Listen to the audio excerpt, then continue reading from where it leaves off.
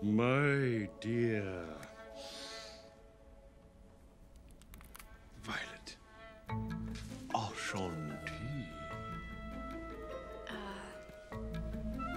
How do you do? And this must be Klaus. Young Klaus. Your left side is the good one. Yeah, I bet you forgot this movie existed.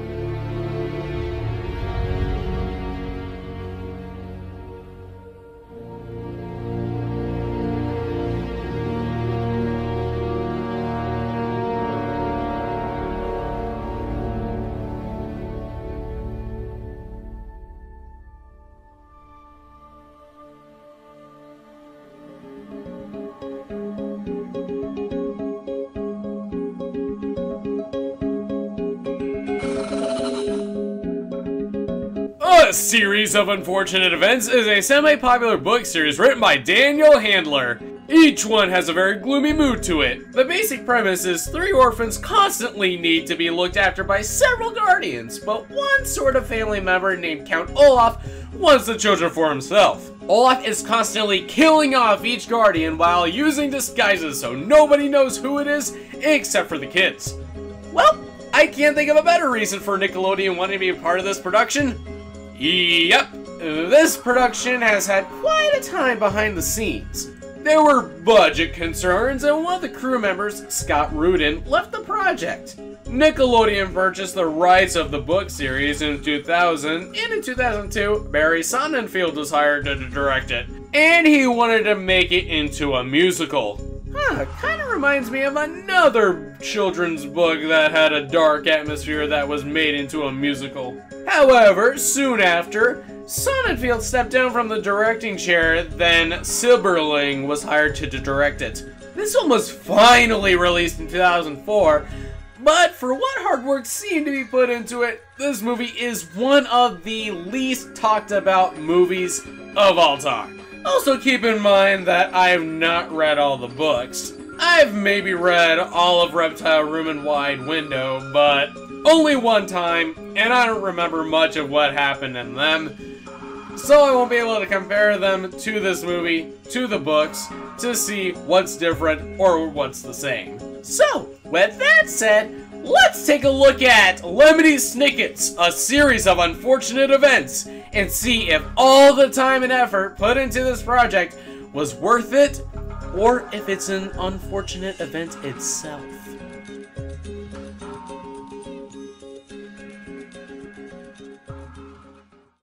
Alrighty then, so because the books have such a dark, dreary atmosphere to them, it's no surprise that the movie will be the same.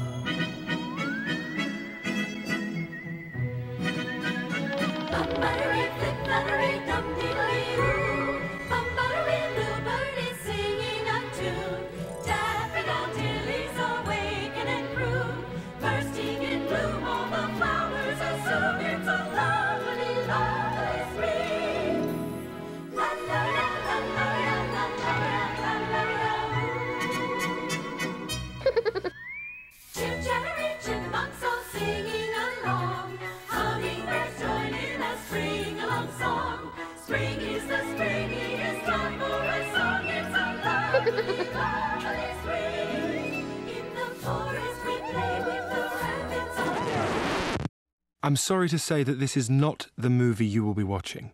So, yeah, that happened. We get a narration by Lemony Snicket, aka the Exposition Master. In the opening scene, he introduces us to our main characters. Violet, who likes to invent things and can always find a way to do something. And here we have Klaus, who is a photographic memory bookworm that always remembers what he reads. Oh yeah! And throughout the movie, he most of the time doesn't use glasses. Finally, a director who proves to us that you don't have to have glasses to be smart. Hallelujah! And there's also Sunny, who likes to, well, bite things. and has a running joke of making small babble sounds and then they translate into long sentences with some big words in them. Sonny was at an age when one mostly speaks in a series of unintelligible shrieks. For instance, which probably meant, look at that mysterious figure emerging from the fog. Or perhaps, what is a banker like Mr. Poe doing, trudging through the sand to find us at Briny Beach? So Mr. Poe, played by Timothy Spall, has some pretty bad news for them. I must inform you of an extremely unfortunate event. I'm very, very sorry to tell you this, but your parents have perished in a fire that's destroyed your entire home. Yeah, I guess there wasn't a more subtle way you could have told them, or say something that led up to that. Like, children, do you like bonfires? Yes, Mr. Poe. Well, I can invite you to one right now if you want. Or even, children, what starter Pokemon do you want? Charmander, Mr. Poe. Yeah, so did your parents. Let's just say, it didn't end well. What? Just come with me. So the Baudelaire mansion is burned down, and now they have to be in the care of a new guardian named Count Olaf. And they arrive in front of the house. They meet Justice Strauss, who Violet thinks lives with Olaf. You mean you don't live with Count Olaf? Live with Count Olaf? No.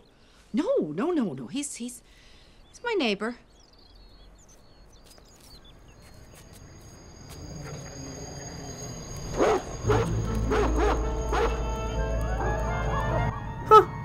Looks inviting to me. And we meet Count Olaf, played by the man of 1,000 chewed scenes himself. Hello. I am your beloved Count Olaf. Jim Carrey. He's the wild, hammy, over-the-top Jim Carrey that you all know and love. There you'll find solace within the womb-like warmth of its downy gloom. Our parents just died? You are mistaken, sir, and should be ashamed of yourself. The idea. And if you thought the outside of his house looked pleasant, he gives the kids and us a tour of the interior. Shall we take a look? This is the living room. The kitchen. I know what you're thinking. This place could use a little TLC. I trust you've had your tetanus shots. Polio, smallpox, typhoid, malaria. This is the entertainment or rumpus room. I'm told the ceiling can be brought up to code in no time. You're not afraid of heights, are you? Imagine that. A monkey afraid of heights. My theater.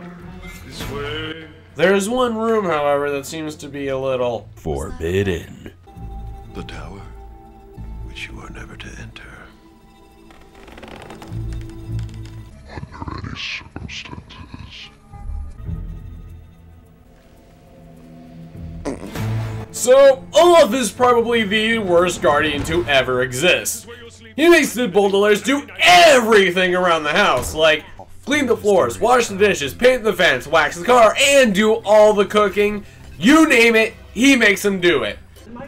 We also meet his acting troupe, a group of interesting characters who serve little to no purpose in the movie. So while the Baudelaires make him and his crew dinner, they rehearse for a play. This is a little piece I like to call Electric Chair. I think you might have to turn it up. Is anybody out there? Let's go back to prehistoric times when dinosaurs ruled the earth. You know, I'm actually curious as to what kind of play would require an electric chair and dinosaurs. And on top of that, I think he does a fairly solid dinosaur impression.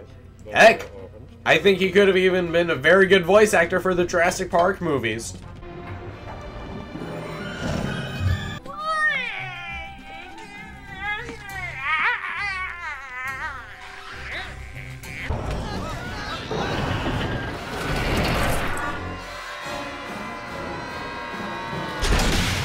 But as if doing all these chores weren't enough... Custody granted.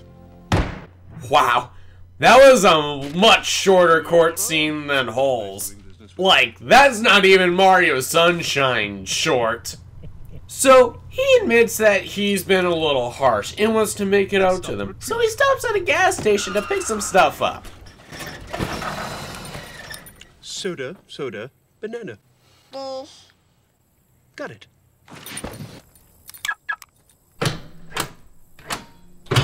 Now, I'm sure there's a perfectly logical reason as to why he locked them in. Maybe so nobody breaks into the car and kidnaps them? What is it? I think it's a schedule. Maybe that's a showtime for a movie or something.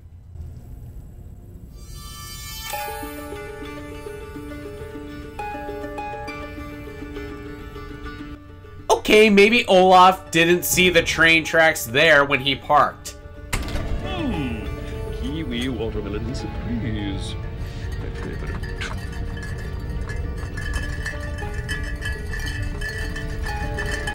And see? The act of shaking causes him to start falling asleep. He's probably just resting to give himself some energy before getting the car off the tracks. Okay, there's no more hiding it. Count Olaf marked down the times of the train approaching and attempts to have the train kill them. Because he's only interested in the Baudelaire fortune. If the kids die, Olaf gets the fortune.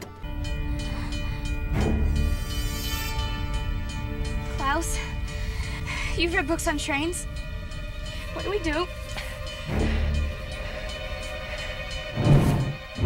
So, now they gotta find a way to get out of this situation. Klaus remembers from his books that tracks have a track switcher. Because, you know, I never expect a train track to not have one. But it's too far, and Violet puts her inventing skills into action. Because, as she always says, there's always something.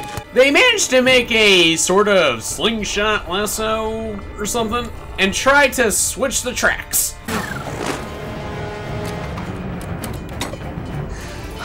Nice shot. Thank you. Pull.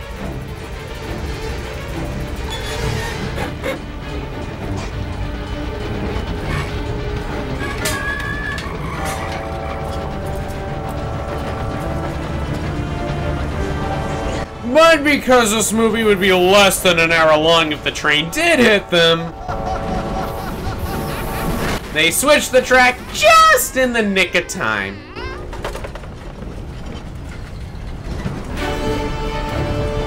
Mr. Poe coincidentally shows up, sees Sunny in the driver's seat, and assumes Olaf let her drive the car. Mr. Poe, dear Mr. Poe, can't we discuss this like reasonable men? I'm sorry, Count Olaf.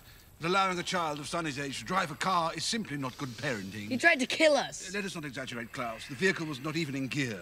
So then, why would you think he let Sunny drive the car if it wasn't in gear? Olaf would have had to come out of the convenience store to be talking to Poe here. And yeah, in case you're wondering, this is going to be one of those stories where for the majority of the movie, Mr. Poe and really any other adult won't believe Violet or Klaus that Olaf is evil and or is trying to kill them. Cause, you know, if I met somebody who looked like this, lived in a house that looked like this on the outside and this on the inside, I'd totally trust him taking care of orphans. Also, if I was a judge and I saw a guy do this after giving custody to him... Thank you, Your Honor. Nice doing business with you. I don't know, I find something a little suspicious. But I guess we wouldn't have a movie without those things now, would we? Goodbye, kids. It's been fun. I'm going to get you no matter where you go, no matter what you do, I'll find you. You are so deceived. So they leave Count Olaf, and Violet, Klaus, and Sunny are in custody of a new guardian. Uncle Monty, a.k.a. Dr. Montgomery Montgomery, a.k.a. Billy Connolly. Look at you. You must be Violet. Do you remember me? I don't suppose so. You were just a little baby at the time. And Klaus, we've never met. How do you do? What a firm grip, like a Burmese python. So you could probably gather from this that he's like the best guardian to ever exist. And he likes snakes. Don't believe me? He's got an entire reptile room. my humble abode. You children know anything about snakes? Only what I've read in books. Well, we may have one or two things here that aren't in books. That's the two-headed cobra. Well spotted. Is that a he or a she? The Tibetan third-eye toad. We can't stop this fella chanting. On rivet. But his best discovery lies, or slithers, in this cage.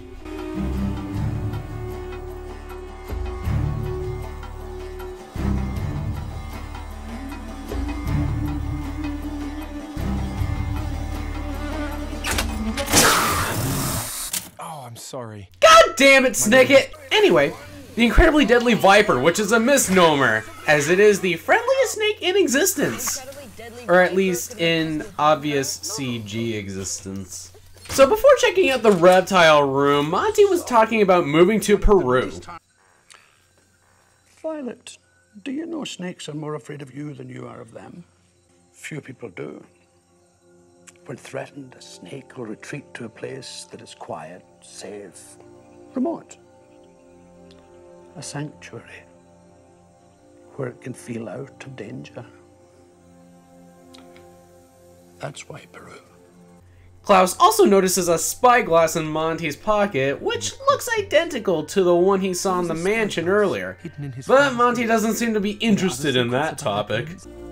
Wait, that spyglass. I saw one just like that in our dad's... Plenty of time for chit-chat later.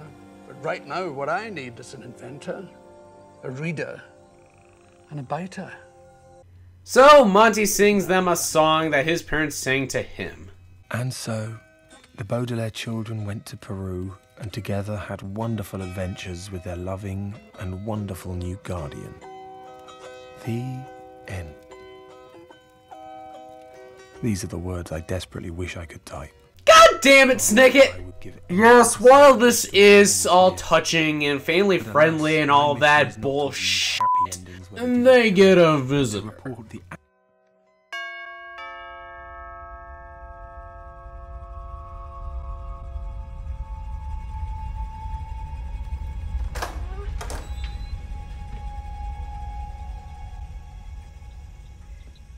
Hello. I am looking for Dr. Montgomery. I am Stefano. Count Olaf. Hello. Now, I gotta say, that's an awesome disguise. I'm not even kidding. I mean, if Violet hadn't spoiled it for us this soon, and causing him to make this face, or if this zoom-in shot wasn't as ominous, I think this could have had a higher impact of trickery on the audience. So this is Count Olaf's main gimmick, disguising himself to get closer to the Baudelaires without anybody noticing. After all, Olaf is an actor, so he's got access to makeup and wardrobe to look presentable. This disguise as one of Monty's, I guess, closest comrades, named Stefano, tricks him, and I just gotta say, Stefano is hilarious here. Just listen to how he tries to make conversation as someone he doesn't really know about. Well, I am a fan, if I may gush. Your work has profoundly influenced my research up at the Monterey Bay Aquarium on the sea snake. It's a very volatile animal. I've been bitten 43,700 times, mostly on the face. A lot of this has been reconstructed. Dude, he's seriously out-ing Jeff Goldblum. How is that possible? Even though Stefano's character is hilarious, there is still a point to him being here. Such a pretty girl. You have. Yes, you have. To kill Monty, so Olaf has a better chance of having the orphans back in his custody. Stefano tells the inspector that it was the incredibly deadly viper that killed Monty, and Violet and Klaus try to tell them that the viper couldn't have killed him. No, you don't understand. The incredibly deadly viper couldn't have killed him because it's one of the least dangerous and most friendly creatures in the animal kingdom. You mind if I skip the paperwork on this? No, he's Count Olaf, and that doctor is his accomplice. He tried to kill us with a train. And where would this man get a train? Where am I gonna get a train? Now, children, that's enough of this foolishness. God damn it, Poe! Like I said before, the adults aren't gonna believe them for the majority of the film, so they're gonna need more proof that the Viper isn't deadly.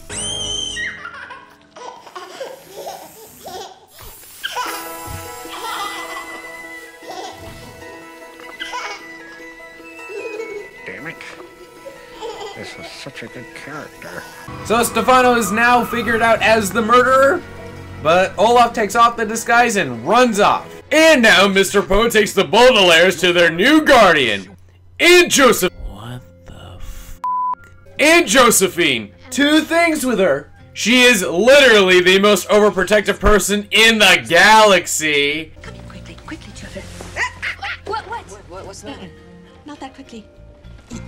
You could trip over the welcome mat and decapitate yourselves. I'm sorry, it's so chilly in here. Sometimes it gets so cold I can hardly stand it.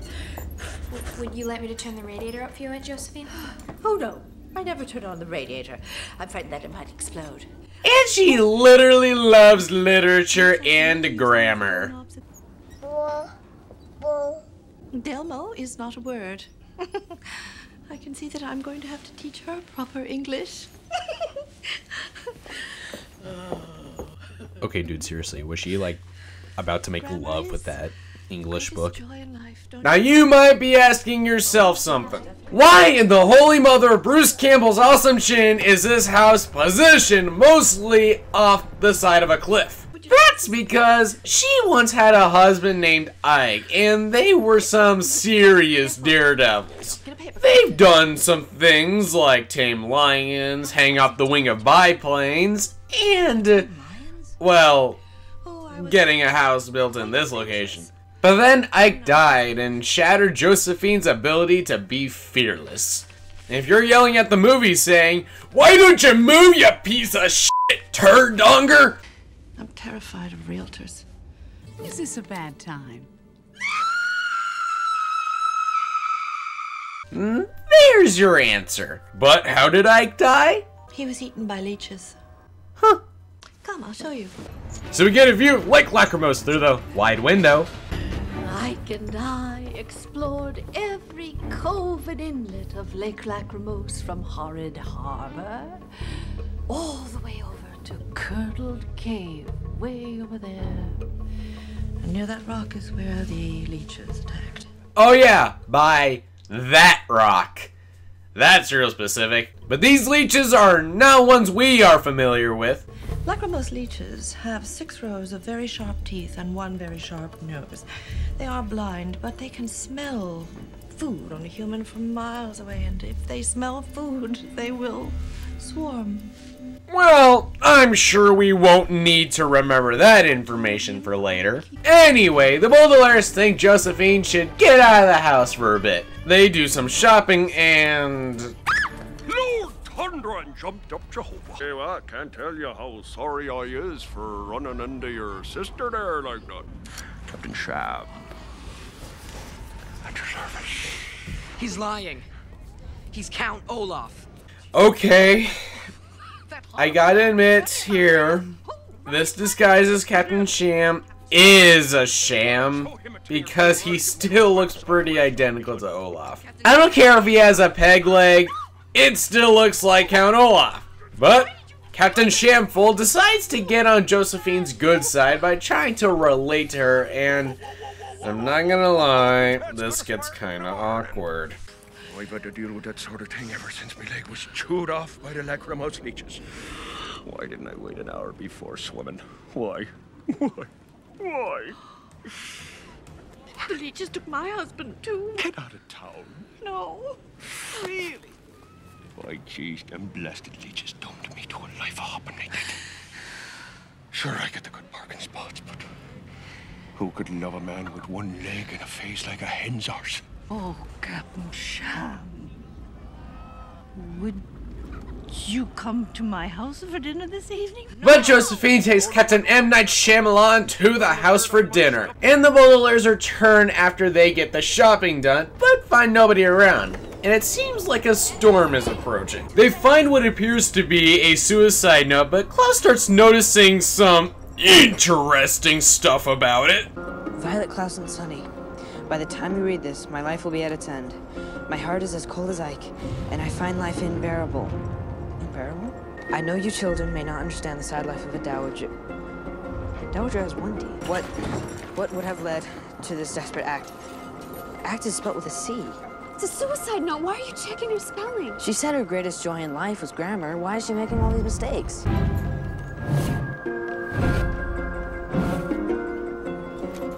No, it's not a suicide note. It's a message.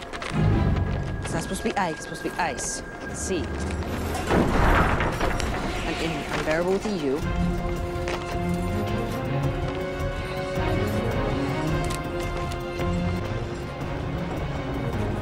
All the way over to Curdle Cave, way over there. She's not dead. She's hiding. The storm also blows open a door leading to Ike's room that Josephine was trying to keep private, and in this room are pictures of several homes on fire. So, let's do a bit of a recap here. In the beginning, the Baudelaire's mansion and parents were lost in a fire. Uncle Monty earlier said the song he was singing to them was the same song he would play for his kids. Had a wife and another home, but a fire happened and all of that was lost in it. I think I know that song. I think our parents used to play it for us. They certainly did, as I did for mine. You had children? Oh, yes. And a wife and a home. Until the fire. I may know better than anyone what you're going through. And Ike investigates fires, so it seems like this entire family has a history with fires in one way or another. Also, a paper flutters into Klaus's hand, and it seems to be a picture of a pentagon with an eye in the middle. But the storm, aka Hurricane Herman, gets to its danger point and is starting to break the house apart. And in an awesome taste of coincidences, some of the things Josephine was being overprotective about and causing the Baudelaires to think she's crazy actually happened. Come away from the fridge. If it falls, it'll crush you flat. Come away from the fridge. If it falls, it could crush you flat. I never cook anything hot. I'm afraid that the stove will burst into flames.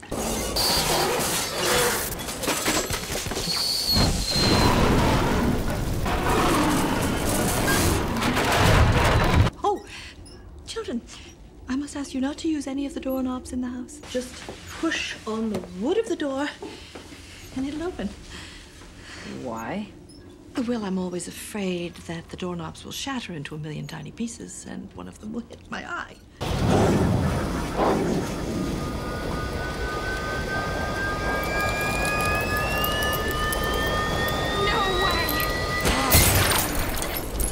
But the storm blows over and they are now trapped, so Violet has to do more creative thinking. Bring me that fire extinguisher. Why? Because we need to move this anchor over there. What? Just help me.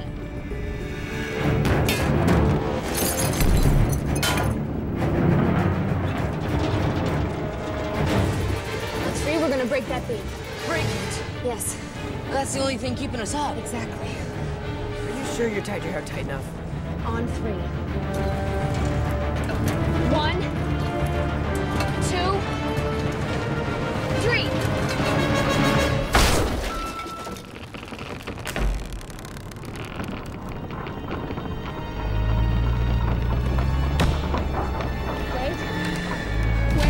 But because this movie would not be rated PG if the kids died here, they get out of the house just in the nick of time.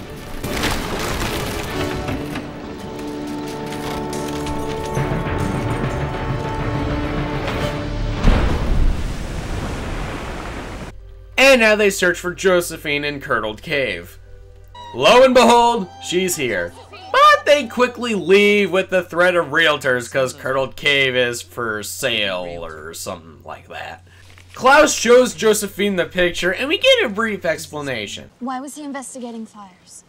We all were. Uncle Monty, I can... Our parents. They were our leaders. But in this conversation, she mutters to herself that they shouldn't have left the cave, and asks if it's too late to turn around, which seems kinda irrelevant to ask regarding to this conversation. We're going to die. What? It's the leeches! Yep, the lachrymose leeches are here. Why? I guess it's a good thing none of us have eaten in a while then.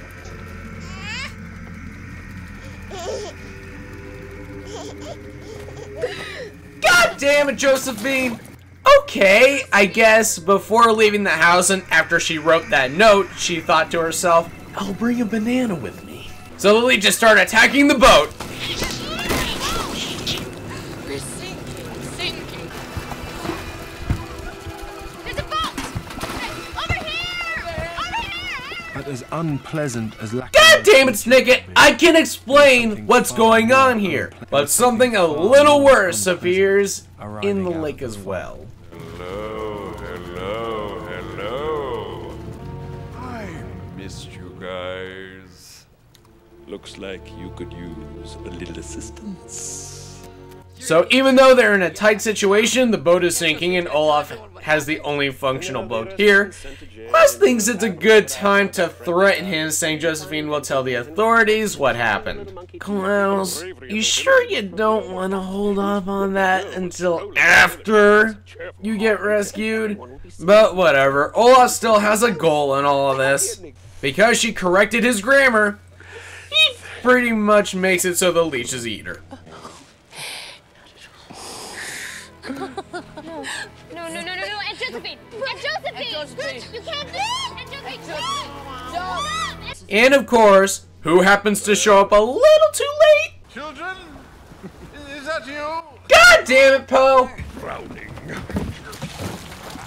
Olaf pretends to save Klaus from the leeches, and you may not have seen this coming, but Poe falls for the act. This, of course, changes Poe's mind of thinking that Olaf is a bad guardian. Olaf is happy, but Poe has some bad news for him. And I'll admit, this is something I actually overlooked earlier in the review. During the train scene, I said if the children die, Olaf gets the fortune. But both him and I overlooked that just being their guardian doesn't mean he will retrieve the fortune. About that, the law clearly states that you would not inherit the Baudelaire fortune if anything happened to the children. Say what? No, with the exception, of course, of blood relatives and married couples. And this gets Olaf thinking. Mr. Poe, have I told you about our new play? Olaf hosts a play that's actually a... Hi, Dustin Hoffman. Okay. Olaf hosts a play that's actually a wedding. So, in a bizarre sort of way, this plan is both genius and awkward at the same time. Why?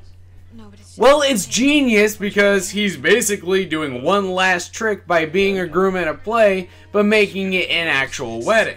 And it's awkward because Violet's the bride. And yes, you're seeing this right. Count Olaf is trying to marry Violet, so then, if the children die, he gets the fortune for himself. Oh yeah, and if there's anyone out there who thought it was pointless for me to bring up Justice Strauss in the beginning... Justice Strauss, are you ready for your debut? Oh, look at you, Violet. You look so beautiful. You were the bride. I'm the judge.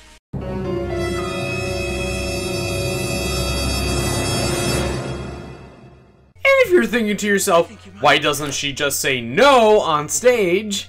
There.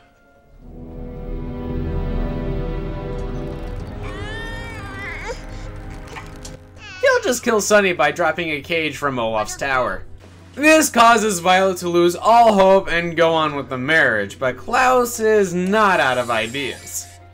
He decides to climb the tower to rescue Sunny, and when he gets up there, he sees a rather familiar looking shape.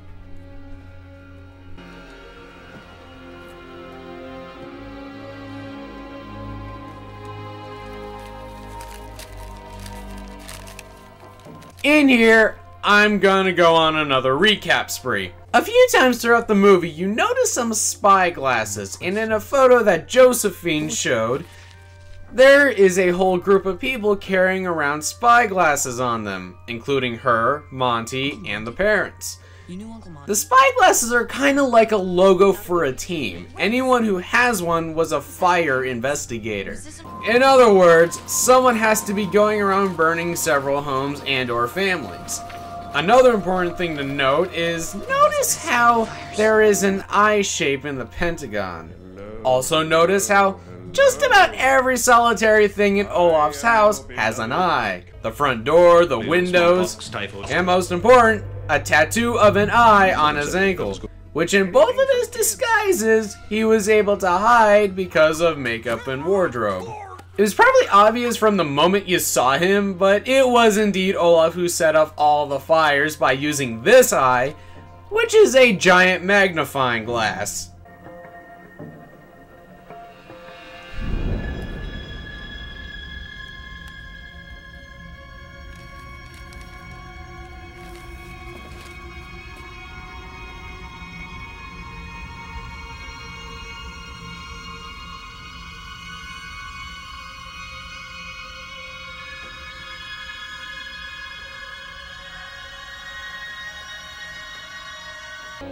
Children, I'm afraid I must inform you of an extremely unfortunate event.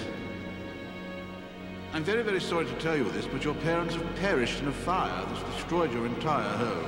Wondered why he didn't want anyone to enter the tower in the beginning? This is why. In the play, Violet tries to tell everyone that Olaf is evil, and again, the adults just kind of roll their eyes. But then Olaf admits to it because she signed the wedding paper, and now the adults are like, You serious? No! Wait, it wasn't a play. Count Olaf was gonna kill Sonny if I didn't go through with the marriage. Ridiculous!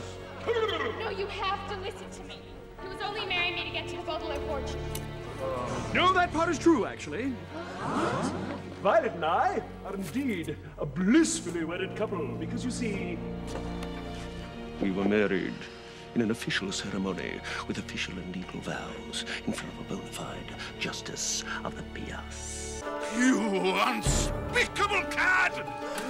Arrest him! For what? For being a greedy monster! But Klaus manages to aim the magnifying glass towards the paper, and the sun conveniently shows up and burns it. Which I guess means they're divorced now. Hey, marriage is no picnic. Oh, and by the way, you're a terrible actor. Okay, Sham I agree with, but come on, you gotta admit that Stefano disguise was pretty good. So now Olaf somehow has to be in every unfortunate event the children were in. Somehow rebuilding Josephine's house and making him break the beam. I guess force-feeding him something at Lake Lachrymose to have the leeches start eating him, but I guess they give up. And finally locking him in his car and having the train hit him. And after that, supposedly he was arrested. And now the Baudelaires hop in Mr. Poe's car one more time and head off. Where are they going? And for this reason... Well, seeing how it's literally been about a decade since this movie came out, I don't think we'll be getting any sequels that will tell us. But seeing how this is a movie based on 3 books, is that a good thing? I think it all depends on how you look at it. If you've read all 13 books in the main series, then you should already know what happens. But if you're someone like me who's not read all of them and are just watching this as a movie on its own, I don't think this is a movie that needs a sequel. And it's one of those where we can create our own image on how the story continues and even ends. But there are 2 more things to go to wrap this all up. What worked in Series of Unfortunate Events, and what didn't. Keep in mind that I'm not including anything that was brought over from or left out of the books. Since my knowledge on the books is very slim, I feel it wouldn't be fair judgment to criticize or commend something I don't know very well. So, Violet and Klaus. Sunny's not going into the con section because she does not by any means ruin the movie, but she's not exactly what the movie needed. Yeah, a few times here and there she helps out, but sometimes with just plain luck. I believe Violet and Klaus are our main focuses here. By just the look of their faces, I have never seen them in any other films or shows. And usually when you see actors and actresses that you've never seen before, it usually means disaster. And those characters will be boring or unentertaining. Not the same for these two. They do keep your attention, and the traits they are given, Violet being an inventor and Klaus being a reader, play each other off pretty well. Some people might say they don't have much personality and have sort of a monotonic tone to them. But keep in mind that they just lost their parents pretty abruptly. A lot of people can't adjust to a very energetic life right away after something like that happens, even if it's just the loss of one parent.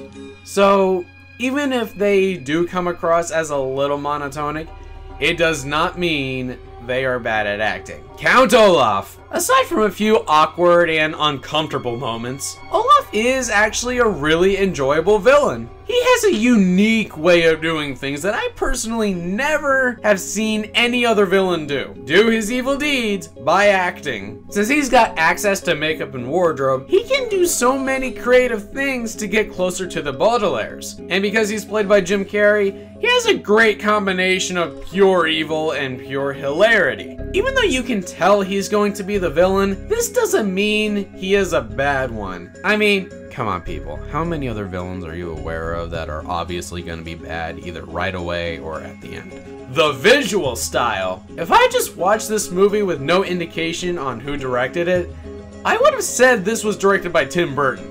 And the visuals do show. Most of the film has a dark atmosphere. There are supernatural creatures that we would never see in everyday life, and even the wardrobe is sort of Burton-esque. The Stefano disguise. Again, if it wasn't for Violet spoiling it so soon, or this zoom-in shot, this disguise would have been a lot better, but it's still a really cool disguise nonetheless. His constant use of is really funny, as he's trying to impersonate someone he doesn't know very well. He looks and sounds nothing like Olaf, and like he says, Damn it. This is such a good character. I have to agree with you there. The problem solving / mystery. This is another one of those things where you really can't have one without the other. I'm not going to talk for too long about this, but I really like how creative Violet can get with her inventing, and I like those mini flashbacks of Klaus's books being picked out to show how knowledgeable he is when helping out to solve a problem, or solving a problem himself. As for the mystery, I like how they don't spell everything out, how they kind of keep you on your toes about how the spy glasses are relevant. And even though it's really obvious, why the eye you constantly see in the movie is important. The Captain Sham disguise. The idea of a disguise is to hide your identity and fool everyone into believing you are somebody you are actually not. You don't get that vibe with Sham.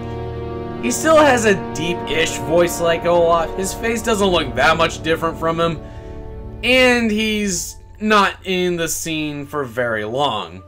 This disguise didn't leave a big impact, and it truly is a shame. We could have had the next Eddie Murphy over here. The wedding scene. Again, I praise it because it's really the best disguise in the movie. An actual wedding, but in the form of a play.